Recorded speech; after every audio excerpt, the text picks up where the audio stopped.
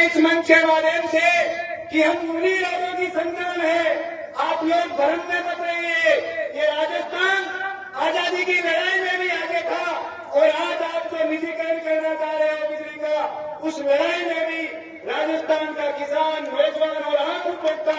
ईट से ईट बजाने का काम करेगा और किसी भी सूरत के अंदर स्मार्ट मीटर को हम नहीं लगाने देंगे। किसान साथियों, आपकी संख्या कम है ज्यादा है कोई मायना नहीं रखती। आप लालपुर तहसील के जिन गांवों से आए हो, उन गांवों के चुनिंदा साथी हो, प्रतिनिधि साथी हो और लड़ाकू साथी हो। आजादी की जो लड़ाई लड़ी गई, वो लड़ाई पश्चिमी बंगाल और पंजाब से शुरू हुई थी और सबसे ज्यादा उस लड़ाई के अंदर कोई योगदान था तो पंजाब और बंगाल का था, जबकि पूरे देश की लड़ाई थी और एक एक आदमी ने अपनी उस लड़ाई में आहुति दी। आज जो गांव से लोग आए तो 5 लोग एक गांव के जरूर होंगे, मगर मैं इस सभा के माध्यम से आप लोगों को कहना चाहता हूं कि सरकार की जो मंशा है वो खतरनाक है। मोदी के आने के 11 साल के बाद में, 12 साल के बाद में हमारे देश के जितने भी काश्तकार, जितने भी नौजवान, जो आम आदमी है, जो सर्वहारा वर्ग है, जो आबादी का 80% हिस्सा है,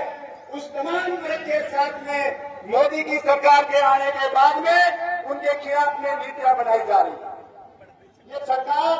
हमारे देश की सरकार है, हमारे सूबे की सरकार, हमारे राजस्थान की सरकार कुछ 4-5 लोगों की इशारे पे काम करती है। ये देश हमने आजादी के समय भी नारा दिया था, उसके बाद भी दिया कि देश टाटा बिरला की जागीर नहीं है, और आज हम कहना चाहते हैं कि अडानी और अंबानी की जागीर नहीं है, ये देश हिंदुस्तानियों का है और हिंदुस्तानियों का रहेगा। किसान साथियों, आप लोगों को गर्व होना चाहिए कि आज लालपुर की धरती पर जागीरदारी के खिलाफ जो लड़ाई लड़ी गई, जो डाबरा में कांड हुआ,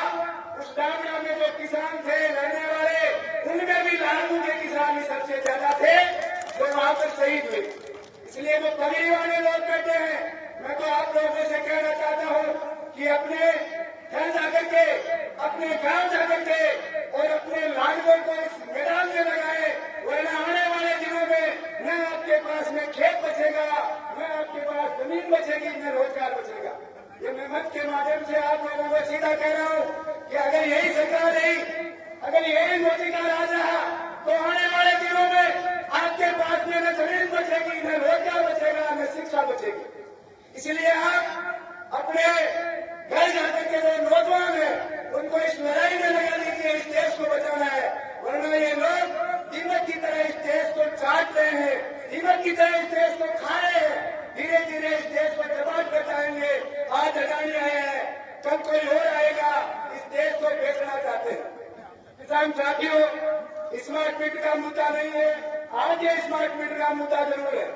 जबकि ये सरकार इस पूरे देश में चाहे बिजली का निजीकरण हो, चाहे रेलवे का निजीकरण हो, चाहे हवाई पट्टियों का निजीकरण हो, चाहे रेल का, जहाज का, तमाम के तमाम जो सरकारी उपकरण थे, तो 70 साल की आजादी के बाद में जिन लोगों ने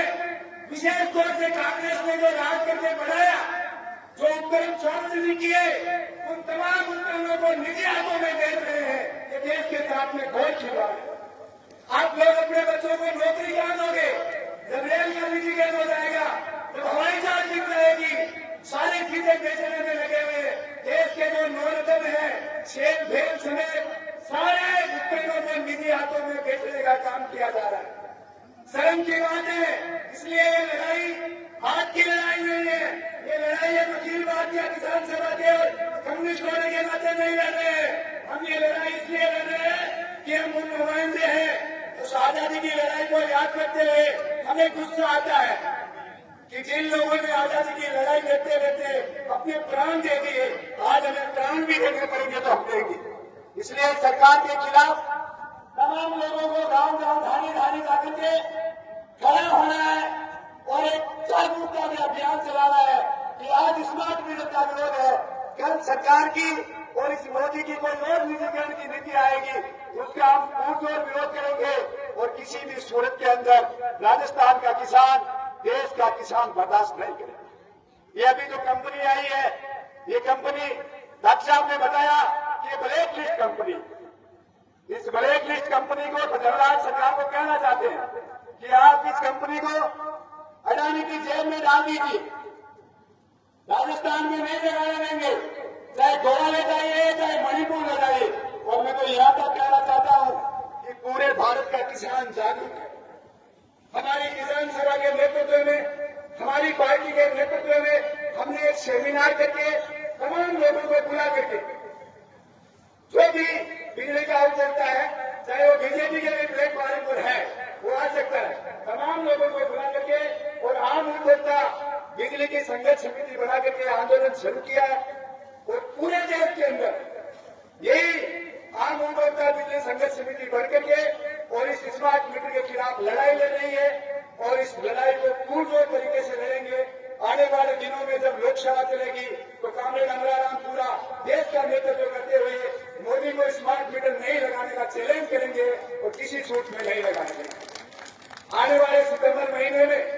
आप लोगों को एक सलाह दे रहा हूं, आने वाले सितंबर महीनों में हमारी कलेक्ट्री के ऊपर नीलवाड़ा पूरे कलेक्टर का, पूरी तहसीलों का स्मार्ट मीटर के खिलाफ एक बड़ा मीटिंग है, बड़ी आम सभा है। आप लोग गांवों में ढाणी जाकर के एक एक लोगों को तैयार करिए और तैयार करके आने वाली जो मीटिंग का कॉल आता है उस पर आप ज्यादा से ज्यादा संख्या में अपनी जेब से खर्चा दे करके और इस लड़ाई के मुहिम में लगे और इस लड़ाई को डटकर लड़ना है। अगर ये लड़ाई हार जाओगे तो आने वाले दिनों में जब देश के किसान अन्नदाता दिल्ली के चारों ओर सड़कों पर लड़ रहे थे और मोदी को 3 काले कानून वापिस लेने के लिए मजबूर किया, उसी प्रकार हम स्मार्ट मीटर की लड़ाई को लड़ेंगे और उसको वापिस ले जाना पड़ेगा और आने वाली तमाम के तमाम जो निजीकरण की योजनाएं हैं उनको हम क्रॉस करेंगे। किसी भी हालत के अंदर मोदी की नीतियों को लागू नहीं करने देंगे, ये मैं मंच के माध्यम से आप लोगों को विश्वास दिला रहा हूं। अब मैं मेरी बात को काफी लोग लगता है समाप्त करता हूं। इनकलाब जिंदाबाद, जय भीम, जय भारत।